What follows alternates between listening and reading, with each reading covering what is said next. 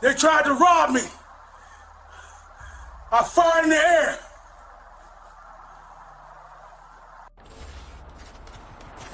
Imagine the grainy footage from a small barber shop security camera, timestamped late one evening in 2021. The dim lights flicker over faded posters of old school fades and straight razors. A 57-year-old black man, Jermaine Slick Harris, with salt and pepper hair cropped close and a wary but proud stance, is locking up. He's wearing a simple apron stained from years of work, his broad shoulders hinting at a life of hard labor. Suddenly, two shadowy figures burst in, teenagers, masks pulled low, one wielding what looks like a pistol. "Give us the cash, old man," one shouts, voice cracking with false bravado. Slick's eyes widen, but he doesn't panic. He's seen worse. Heart pounding, he reaches under the counter for his old revolver, a relic from his days in the army. He fires once into the air, boom, plaster crumbling from the ceiling. The kids freeze, then bolt out the door, screaming. But outside, sirens wail. Blue lights flash through the windows. Two police officers charge in, guns drawn. "Drop it," one yells, but Slick is still holding his scissors in one hand, revolver in the other, confused. No time to explain. Shots ring out, 8 in rapid succession. The camera captures it all: Slick crumpling to the floor, blood pooling on the linoleum, his body twitching as the officers stand over him, their faces visible in the frame. One white, mid-40s with a stern jaw, the other Hispanic, younger, eyes wide with adrenaline. The scissors clatter beside him, harmless. This wasn't just a robbery gone wrong. It was a tragedy rooted in a lifetime of struggle in a city where trust between the community and the law had long frayed. Shreveport, Louisiana, a place of humid nights and forgotten dreams, where men like Slick had built lives against the odds. But what led to this fatal misunderstanding? And why did the system seem stacked against him from the start? The footage spread like wildfire in the community, sparking outrage. Whispers of racial bias, of trigger, happy cops in a neighborhood plagued by poverty. Slick wasn't a criminal, he was a pillar, a veteran who'd served in Desert Storm, coming home to open his shop and raise a family. Yet here he was, gunned down in his own place of business. As the officers radioed for backup, one kneeling to check Slick's pulse, too late. The camera kept rolling, silent witness to the chaos. But the real shock came when investigators reviewed the tape. Those kids, a gun, was plastic, a toy. How could this escalate so fast? And what hidden pressures in Slick's life pushed him to that desperate act? The night air filled with the acrid smell of gunpowder, mixing with the faint scent of hair products and sweat. Slick's mind, in those final moments, raced back to his youth, to battles fought overseas and at home. He gasped, clutching his chest, as neighbors gathered outside, phones out, recording the scene. One officer turned to the other, muttering, "He fired first, self-defense." But the camera saw everything, no warning shot from them, just panic and firepower. The community demanded answers, but the department stonewalled. This was no isolated incident. It echoed too many stories from the South, where black men faced the barrel for simply defending what's theirs. As paramedics arrived, lights strobing, Slick's life hung by a thread. Would he survive to tell his side? Or would this be another case buried under bureaucracy? The tape held clues, but deeper secrets from Slick's past were about to surface, secrets that could change everything. The grainy security footage from Slick's cuts and shaves kept looping on phones across Shreveport that night in late 2021. People gathered in barbershops, churches, living rooms, replaying the moment the 8 shots tore through the quiet. Jermaine Slick Harris, the man everybody knew simply as Slick, lay motionless on his own tiled floor, scissors still gripped in his right hand like he was mid-fade when death came calling. Blood seeped under the swivel chair he'd bought second-hand in 1995. The same chair his regular customers, truck drivers, mechanics, veterans like himself, sat in every Saturday morning while he told stories from Kuwait and laughed about bad haircuts. Slick was born in 1964 in the Allendale neighborhood, back when Shreveport still had separate water fountains and separate dreams. His father worked the rail yards until a derailment crushed 3 fingers and his spirit. His mother cleaned white folks' houses until her knees gave out. Slick grew up fast. By 16, he was cutting hair in the back of his uncle's garage for $2 a head. The clippers were rusty, the mirror cracked, but he had steady hands and a gift for making a man feel 10 feet tall when he walked out. In 1989, he enlisted. Desert Shield turned into Desert Storm. He drove supply trucks through sandstorms so thick the sky turned orange. Saw friends vaporized by friendly fire. Came home in 1991 with medals he never wore and nightmares he never talked about. The VA promised help that never arrived. So he did what black men in Shreveport had done for generations. He opened his own shop. Slick's Cuts and Shaves opened its doors on Texas Avenue in 1993 with nothing but a second-hand chair, a sink that leaked, and a sign his niece painted in red and gold letters. For 30 years, he was more than a barber. He was counselor, big brother, father figure. When a kid got locked up, Slick wrote letters to the judge. When a widow couldn't pay rent, he slipped her an extra 20 from the tip jar. When young men came in talking gang nonsense, he'd sit them down, turn off the clippers, and speak low. You think that life got rewards. I buried 3 of my own cousins before they turned 25. Don't make me bury you too. He married once in 1996. LaToya, beautiful, sharp-tongued, worked nights at the paper mill. They had one daughter, Keisha, born 1998. LaToya left in 2007 after Slick's drinking got bad. The nightmares wouldn't let him sleep. Whiskey was cheaper than therapy. Keisha stayed close though. She was 23 now, working as a nurse at Ochsner, LSU, raising a 4-year-old boy named Malik. Slick lived for that boy. Every Sunday he'd take Malik to the park, teach him how to fade the edges clean, how to shake a man's hand firm. By 2021, the shop was barely hanging on. Rent kept climbing. Younger barbers with fancy Instagram pages were stealing clients. Slick's arthritis made the clippers tremble sometimes. He talked about retiring, maybe moving to Atlanta to be closer to Keisha and Malik. But every time he thought about closing the doors for good, some old head would walk in, sit down, and say, "Slick, ain't nobody else know how to line me up right." So he stayed. That October night, he was bone tired.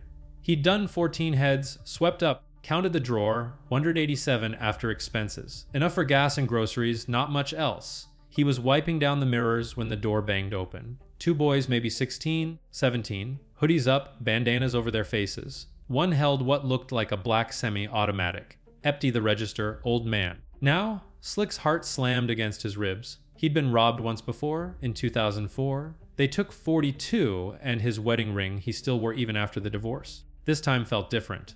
The boys' hands shook, their voices cracked. Kids playing gangster. But that gun looked real enough. He raised his hands slow.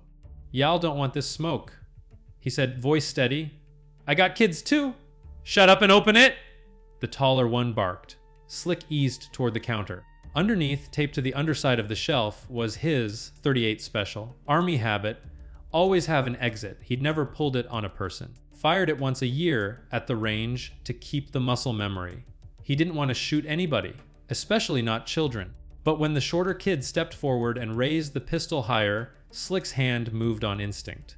He yanked the revolver free, pointed it at the ceiling, and squeezed once. Sierra K. Plaster dust rained down. The boys yelped, stumbled backward, then ran out into the night. Slick stood there breathing hard, gun still raised, heart hammering so loud he didn't hear the sirens at first. Then red and blue lights flooded the windows. 2 officers burst through the door, weapons already drawn. "Drop it! Drop the weapon now!" Slick turned, confused. "They tried to rob me. I fired in the air." He still held the scissors in his left hand from when he'd been cleaning them, the revolver in his right. To the officers rushing in on adrenaline, it looked like a man refusing to comply, armed, dangerous. They didn't wait for him to explain. 8 shots. The camera caught every frame. Slick jerked backward like someone yanked him by invisible strings. He hit the ground hard. The revolver skittered across the tiles. The scissors stayed clutched in his fingers until his hand finally relaxed. One officer stepped forward, gun still pointed. Suspect down. The other radioed, voice shaking, shots fired. Subject neutralized. Outside, neighbors were already filming. Inside, the security camera kept rolling. A single drop of blood slid down the mirror Slick had just polished. And somewhere in the distance, Keisha's phone began to ring.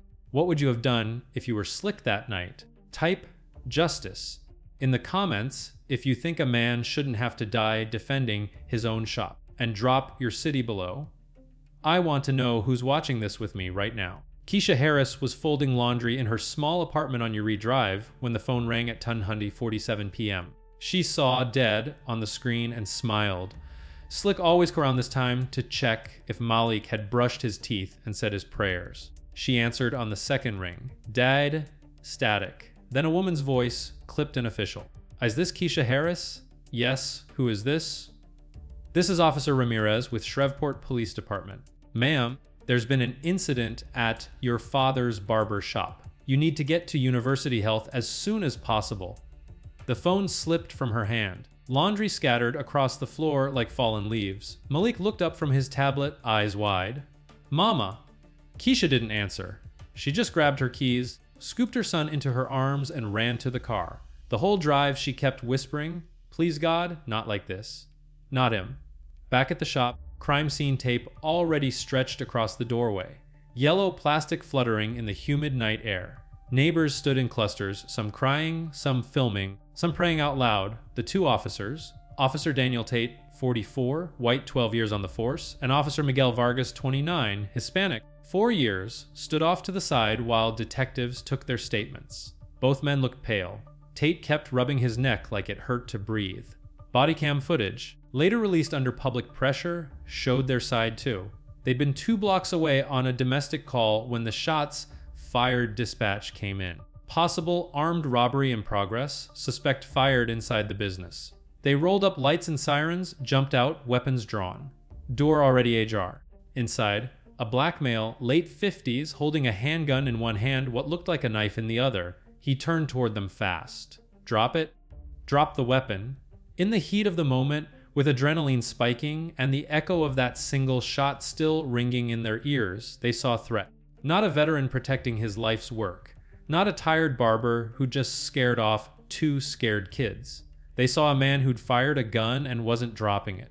8 rounds, 4 from Tate, 4 from Vargas, center mass. Slick never got a chance to say, "It was a toy gun," or "I shot the ceiling," or even, "I'm a veteran." Please. The plastic pistol the teenagers dropped outside was recovered 30 yards down the block. Orange, tip still attached. Dollar store replica, the kind you can buy for $12 at any gas station. Inside the ambulance, paramedics worked frantically. Slick was still breathing, barely. 1 lung collapsed, liver nicked, 3 rounds through the abdomen, blood pressure crashing. They rushed him to trauma, but the doctors already knew. Too much damage, too much blood lost on that checkered floor. Keisha arrived at 11 and 12 p.m. She pushed past security, Malik clinging to her leg. A nurse met her in the hallway, gentle but firm. "He's in surgery. It's not good." She sank to the floor, right there in the corridor. Malik started crying because his mama was crying. A chaplain came over, put a hand on her shoulder. Keisha shook him off. "Don't touch me. Just tell me he's gonna make it." He didn't. Slick was pronounced at 2:38 a.m. Keisha sat beside the gurney holding his hand. Still warm, still Kalile's from decades of clippers, until they made her leave. By morning the story was everywhere. Local news called it "Barber Shop Shooting Leaves 1 Dead." Community pages called it "Execution." Hashtags started, "Fev Justice for Slick, Fee Shreveport PD, Fem Black Veterans Matter." Someone leaked stills from the shop camera. Slick falling, scissors in hand, officers standing over him. The image burned into people's minds. But the deeper wound wasn't just the bullets. It was what came next. The department held a press conference at 9 a.m. Chief of Police Marlon Banks, himself a black man, stood at the podium looking like he'd aged 10 years overnight. "This is a tragic incident. Our officers feared for their lives. We are conducting a full investigation. No apology. No suspension. Just feared for their lives." Inside the Harris family, rage and grief collided. Keisha's uncle, a retired no-PD sergeant, pulled strings to get the full body cam and shop footage early. He watched it once, then sat in silence for 20 minutes. When he spoke, his voice cracked. They didn't even give him 2 seconds. Not 2 damn seconds.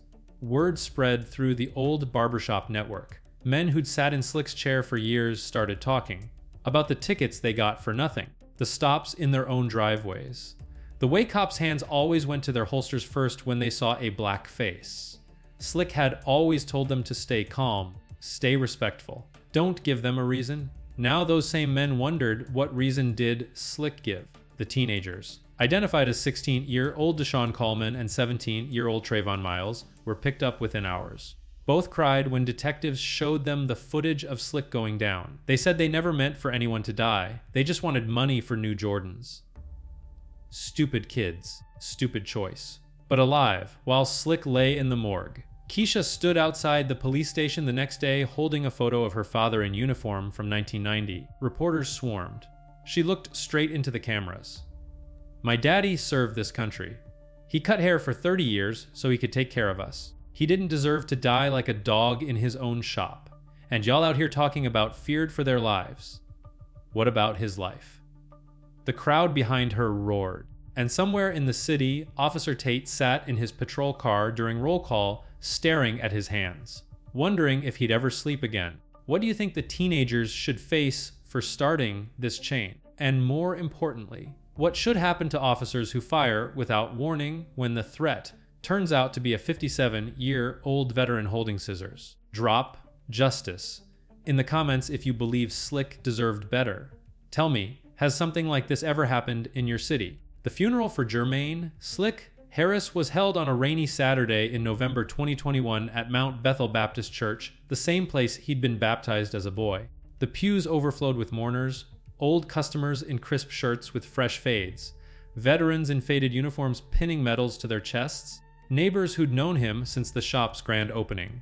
Keisha sat in the front row, Malik on her lap, staring at the closed casket draped in an American flag. She hadn't let them open it.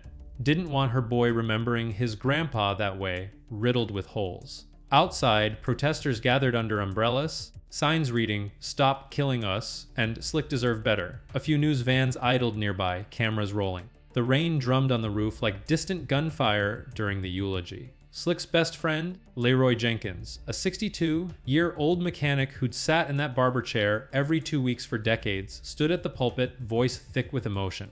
Slick wasn't just a barber, he was our mirror. He showed us who we could be. Fought for this country, came home and built something from nothing. And for what? To get gunned down in his own shop because 2 cops couldn't see past their fear. The crowd murmured agreement. A few amens rose up. Keisha spoke last. She walked to the front, hands trembling, but her voice steady like her father's.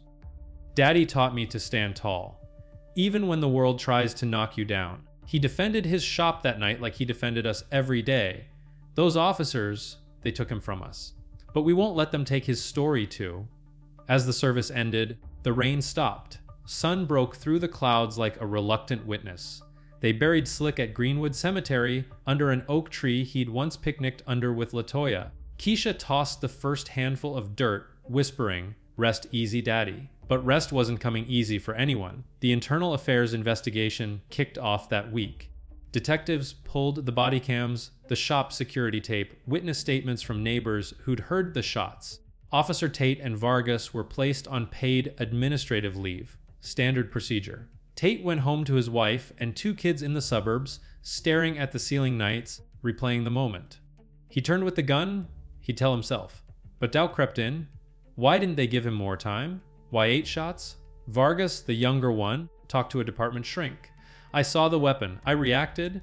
But in his dreams, Slick's face morphed into his own father's, another hardworking man who'd immigrated from Mexico and faced his share of badges. The footage told a clearer story. Shop cam, Slick firing upward, kids fleeing, then officers bursting in. Body cam, Sinsid, drop it, less than a second, then bang, bang, bang. No de-escalation. No hands up, just firepower. Community leaders demanded the DA charge them, manslaughter at least. "This ain't self-defense, this is slaughter," said Reverend Hayes at a town hall. The crowd cheered, but the DA's office dragged their feet.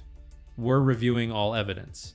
Meanwhile, Keisha hired a civil rights attorney, Marcus Thompson, no relation to the forbidden name, just a coincidence, from the ACLU. Thompson dug deep. Found Tate had 2 prior complaints, excessive force in a 2015 traffic stop, another in 2018 during a welfare check. Both dismissed. Vargas was clean, but green, fresh from academy, paired with Tate as mentor. The teenagers, Deshaun and Trayvon, faced juvenile charges, attempted robbery, endangerment. Their families apologized privately to Keisha.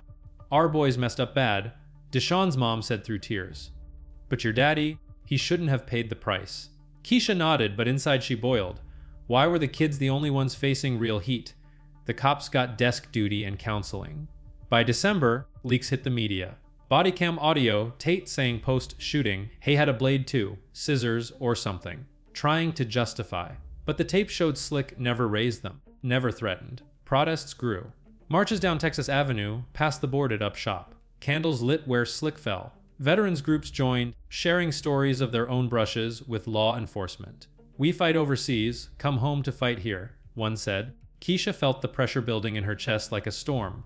Nights she cried alone after Malik slept. Why him God? Why not justice? Then, in early 2022, the twist nobody saw coming, an anonymous tip to Thompson. A former SPD officer claimed the department had a shoot-first culture in high-crime areas like Allendale. Training emphasized threat over talk. And Tate. He'd been flagged for bias training but skipped it.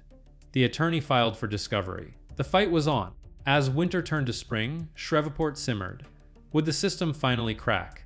Or would Slick become another statistic? What would you do if you were Keisha? Keep fighting or let it go?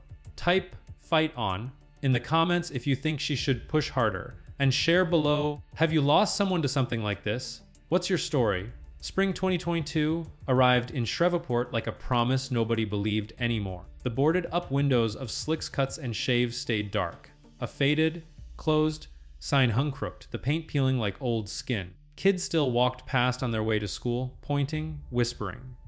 That's where the old man got shot. The story had already hardened into legend. Keisha couldn't drive down Texas Avenue without her throat closing up. She'd quit her nursing shifts for a month, too raw to comfort strangers when her own heart was in pieces. Malik asked every night, "When's Grandpa coming back?" She'd hug him tight and say, "He's watching us, baby," from up there. But the words tasted like ash. The civil suit against the city and the two officers moved forward slowly, like everything in the justice system does when the victim is black and poor. Attorney Marcus Thompson filed motions, demanded bodycam footage be made public in full. The department fought back hard, claimed officer safety, ongoing investigation, but pressure mounted. Protests didn't stop. Every Friday night, a vigil at the shop, candles, prayers, names read aloud of other black men and women lost the same way. Slick's name joined the roll call. Then came the first real crack. In May 2022, a whistleblower, an SPD dispatcher who'd been on the radio that night, contacted Thompson anonymously. She'd saved the original dispatch audio. The call came in as "shots fired, possible armed robbery in progress." But the caller, a neighbor who'd heard the single shot from Slick's revolver, had said clearly, "It sounded like one shot, upstairs maybe." No screaming. The dispatcher related as armed suspect firing inside business, exaggeration, panic, or worse, routine.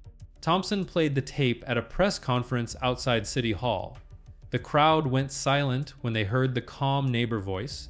Then the dispatcher's clipped upgrade. "Suspect is armed and has discharged a firearm." Keisha stood beside him, eyes dry but burning. "They turned my daddy into a threat before they even saw him." The clip went viral. National outlets picked it up. CNN ran a segment, "Shreveport Barber shooting. Dispatch audio raises questions." Hashtags trended again. Fed Justice for Slick climbed into the top 10 nationwide for a day. Officer Tate's wife left him that summer. She couldn't look at him the same after seeing the full footage on the news. He moved into a small apartment near Cross Lake, drank too much, stopped shaving. Vargas requested a transfer to traffic duty, couldn't handle patrol anymore.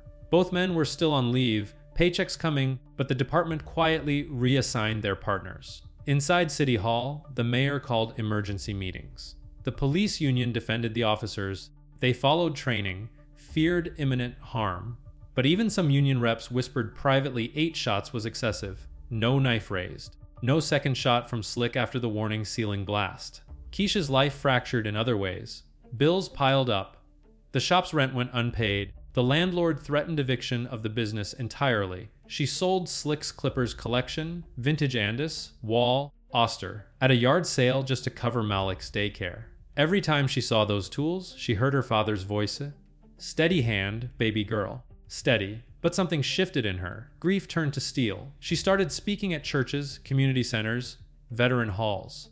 Told Slick's story raw, no filter. "My daddy was 57, served in the Gulf, built a business with his own hands, scared off 2 dumb kids with a warning shot, and they killed him for it, 8 bullets, while he held scissors he was using to clean his station.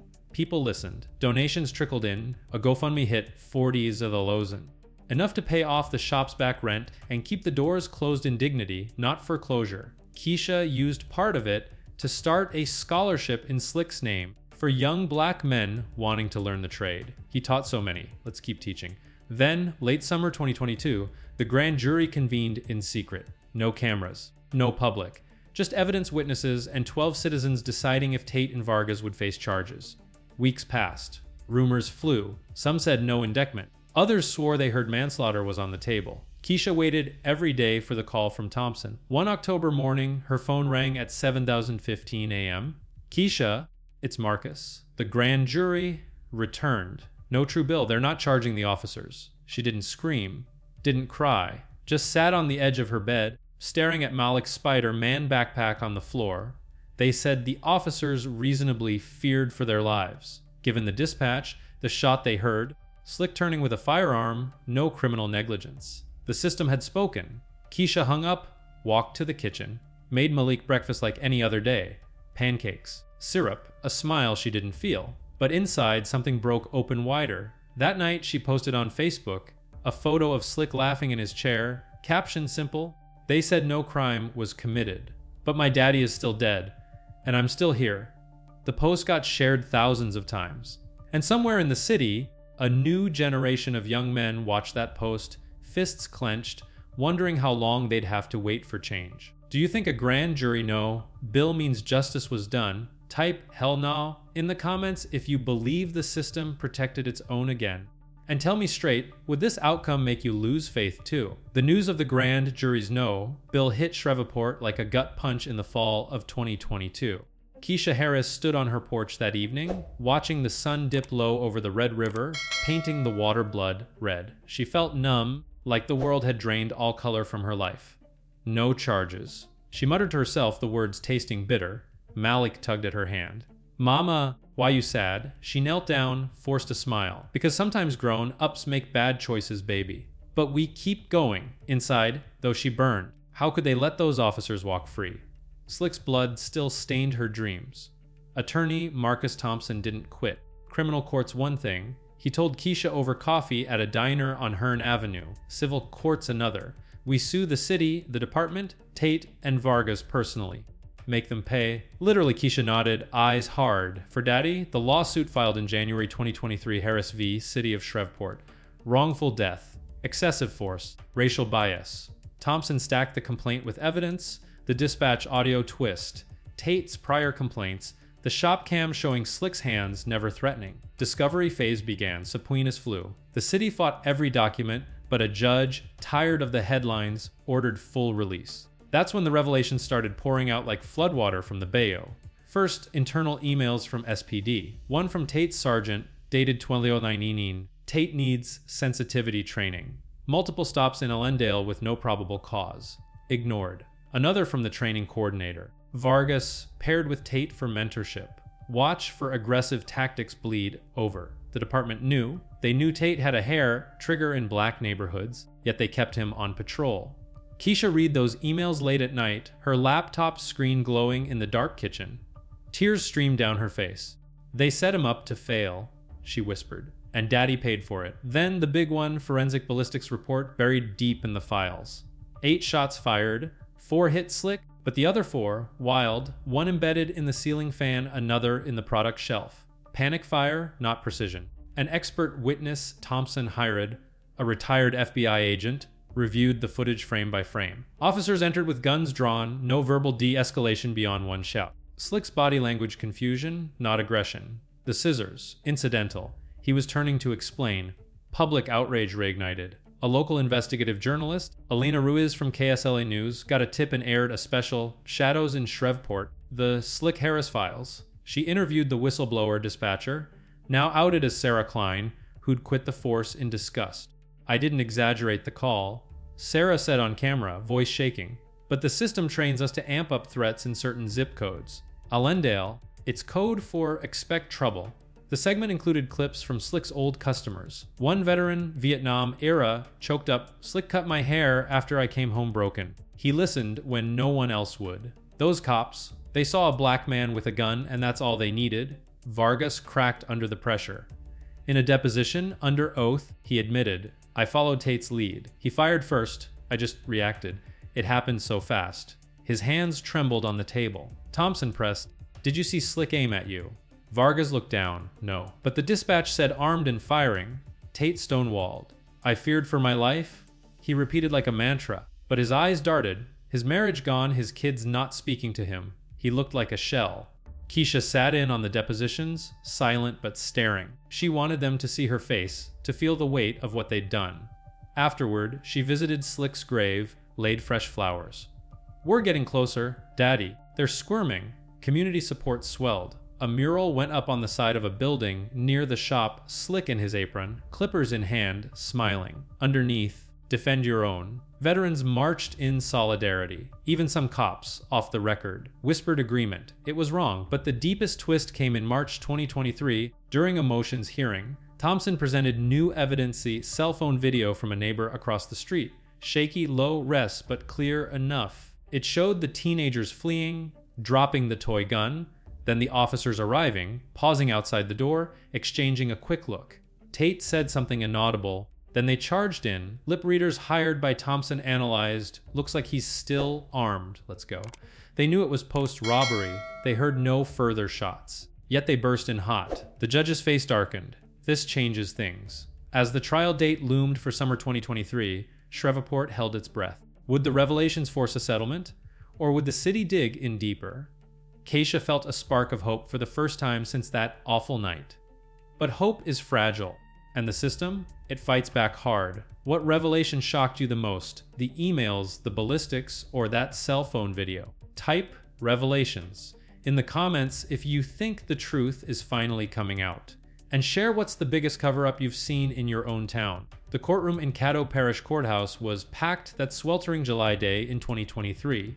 Air conditioning hummed, but the tension made it feel like a furnace. Keisha Harris sat in the front row, Malik on her knee, now 5 years old and clutching a toy truck his grandpa had given him. Attorney Marcus Thompson adjusted his tie, eyes scanning the jury, 6 black, 4 white, 2 Hispanic. A cross-section of Shreveport, or so they said. The civil trial for Harris v. City of Shreveport had dragged on for weeks. Witnesses paraded experts dissecting the footage, Slick's old customers sharing stories of his kindness, even Sarah Klein, the whistleblower, taking the stand again. The system failed him, she said firmly. From dispatch to trigger pull, Tate and Vargas testified last. Tate looked broken, grayer, thinner. "I regret it every day," he admitted under cross. "But in that moment, I thought my life was over." Thompson ripped in. "You thought? Or you assumed because he was black in Allendale?" Tate stammered, no good answer. Vargas was softer. "I wish we'd waited. Just a second more." The jury shifted uncomfortably. Closing arguments, Thompson stood tall. Jermaine Harris was a veteran, a father, a community anchor. He defended his shop from toy, gun robbers with a ceiling shot. Those officers burst in and executed him. 8 bullets for holding scissors. The city knew Tate's history, ignored it.